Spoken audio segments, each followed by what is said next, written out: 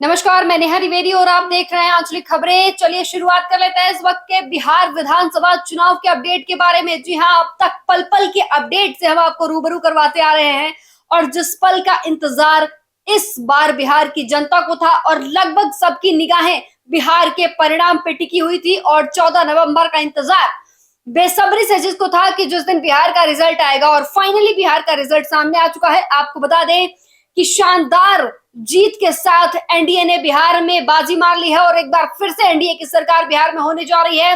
इस दौरान आपको बता दें कि एनडीए ने क्लीन स्वीप देते हुए सीधा महागठबंधन को कड़ी शिकस्त दी है। जी हां, इस वक्त सबसे बड़ी खबर आपको हम सुना रहे हैं। इस दौरान आपको बताते चले कि कौन से प्रत्याशी जो कि हाईलाइटेड भाजपा प्रत्याशी थे, जिनके जीतने की उम्मीद बहुत कम थी, कयास लगाए जा रहे थे, जिसमें सबसे पहले आते हैं आपके हम बता दें कि सबसे पहले आती हैं मैथिली ठाकुर। मैथिली ठाकुर अलीनगर विधानसभा सीट से थी जिसपे भाजपा ने भरोसा किया था।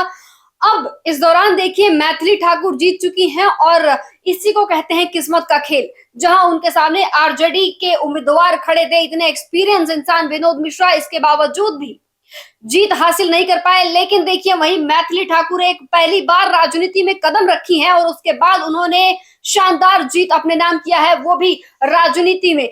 इस दौरान आपको बता दें कि महागठबंधन पूरी तरह से निकल चुकी है बाहर। जो बड़े बड़े वादे किए जा रहे थे वो वादे अब कहीं ना कहीं झूठे होते दिखाई दे रहे हैं और झूठे ही नहीं बल्कि बिहार की जनता ने भरोसा किया ही नहीं।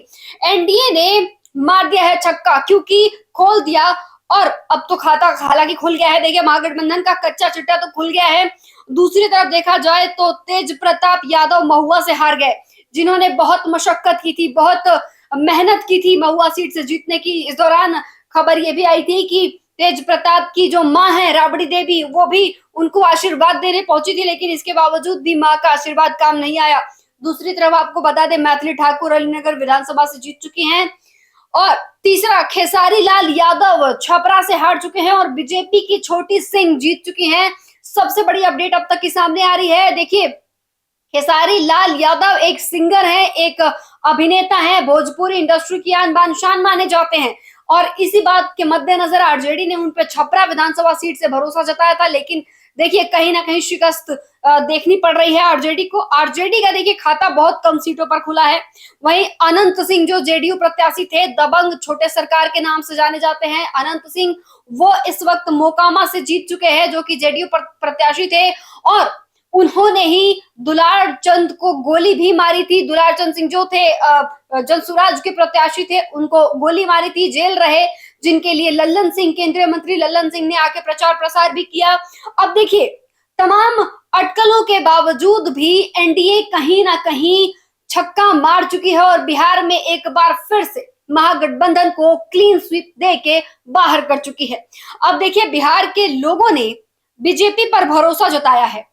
अब इस दौरान आपको बता दें कि तेजस्वी यादव भी राघोपुर सीट से जीत चुके हैं। वो उन्होंने जितनी मेहनत की थी उनको सफलता मिली है। वहीं दूसरी तरफ अगर दूसरे पार्टी की बात करें, यानी बिहार की उभरती पार्टी जनसुराज की बात करते हैं, तो जनसुराज ने अभी एक भी सीटों पर खाता नहीं खोला है। शहाबुद्दीन के बेटे ओसामा साहब राजद प्रत्याशी जो कि जीत गए हैं।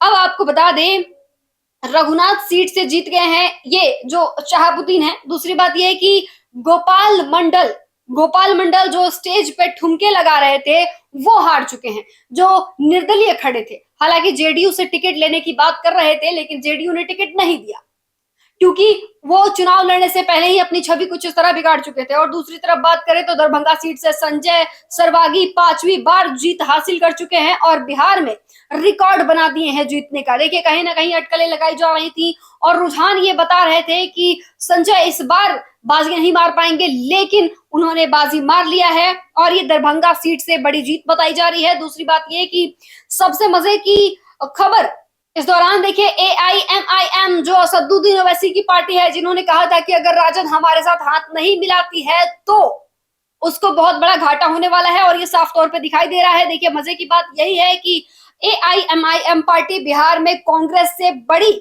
बन गई है, क्योंकि उसने 5 सीट जीत लिया है और कांग्रेस अभी बस 3 सीट पे है। देखिए राहुल गांधी और पूरा महागठबंधन लगभग आके बिहार में कम से कम 29 से 28 दिन तक प्रचार प्रसार और उसके साथ मतदान, वोटर अधिकार यात्रा, तमाम चीजें की गई, लेकिन वो कहीं भी दिखाई नहीं दे रही हैं।